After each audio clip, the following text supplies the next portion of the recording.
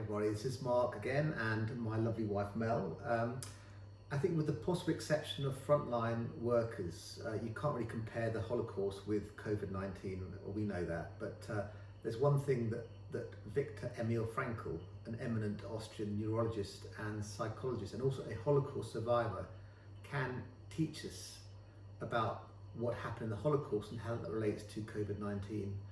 And that's that those who find meaning in suffering by helping others around them are more likely to preserve their mental health going forwards. Okay, so in my book, Breakdown and Repair, I make direct reference to Viktor Frankl and what he believes to be the meaning of suffering. He devoted most of his life to understanding, studying and promoting the meaning of meaning.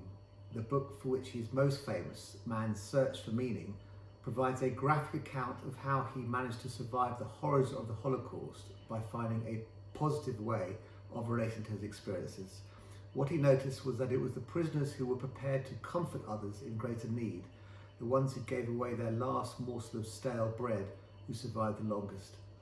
On the other hand, those who allowed the camp's surroundings to eat away at and destroy their inner belief systems were the ones who fell victim fastest.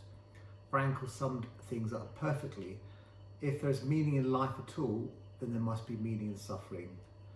So kind of in a nutshell, he's basically saying that the people that can look outside themselves and be more out-directed are more likely to make meaning from things like Covid-19.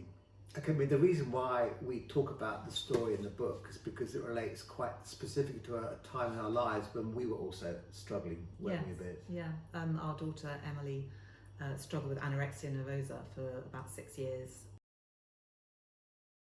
And she had to give up her school education. She spent 12 months in 3 different eating disorder clinics, and she was very, very ill and ended up being tube fed.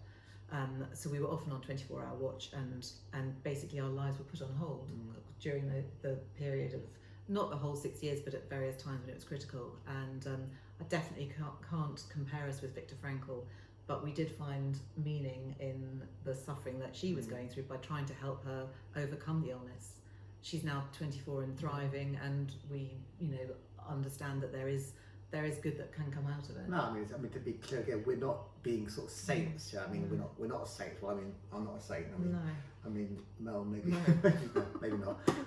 We're not saints, but I think it's what it forced us to do was just to look outside ourselves. We could not be kind of navel gazing and worrying about ourselves. We literally had to put all our energy into somebody else who had a much, much greater need. Yeah. And it kind of also, the benefit of all that, it kind of made us, I think, more resilient and stronger as a couple going forwards. Yeah, definitely. So that was the silver lining, wasn't it, almost? Yes. Okay, so how does this all relate to Covid-19? Well, I mean, there are many people at the moment on the front line who just don't have to be on the front line. They're getting their meaning by helping others around them. And I was looking just on the internet the other day, and I came across this short example of a person called Andre Anglin, 51, a bus driver in Columbus, Ohio. This is what he has to say. When I was in the Gulf War, I was in an aircraft carrier, and it was actually stressful in the same kind of way. This is an enemy that we really don't have a full understanding of. So we're doing our best to fight something that we don't know. And I'm just trying to do my part. I also learned, especially going to war, that a smile can go a long way to making people feel better about everything that's going on.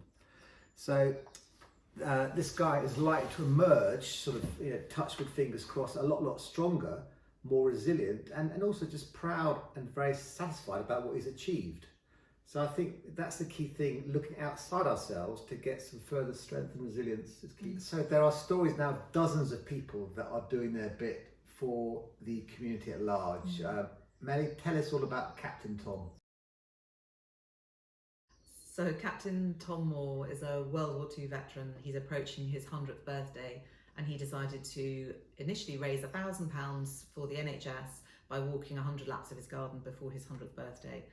He has now carried on walking. He's made his 100 laps. He is now on a total of 29 million that he's raised for the NHS, which is unbelievable. And he is also going to enter the Guinness Book of World Records for the most money raised by an individual. He's unbelievable. No, and I just think he's a couple of days away from reaching his 100th birthday. Yeah? So I mean, it's just amazing. And I think he's #1 in the charts as well. So what a fantastic achievement. But he's doing it for others to Yeah. raise money to help the NHS frontline. Yeah. That's what he wanted to do. So I think it's good. You're doing good for others, but at the same time, you're kind of also doing good for yourself in a very kind of selfless kind of way. Yeah. So in summary, the single-minded message is to try to find meaning in suffering by helping others around us. I mean, it's really good for them, obviously, but in a bizarre kind of way, it can also be good for you. Just to be clear, we are no Viktor Frankl. We're not Andre Anglin, the guy from Ohio. We're not even Captain Tom. And we're not saints. I mean, we're not at all. Are we? Are we a little bit of a saint? Okay, maybe not. Definitely We're not saints. Melly's a saint. You're a saint, aren't you? No, okay. We're not saints. But I think we could all try to find a bit of Captain Tom within us to try to find our own ways of helping those around us so that we can all get through COVID-19. Yeah, so I think on that note, it's keep safe, keep sane, and keep smiling.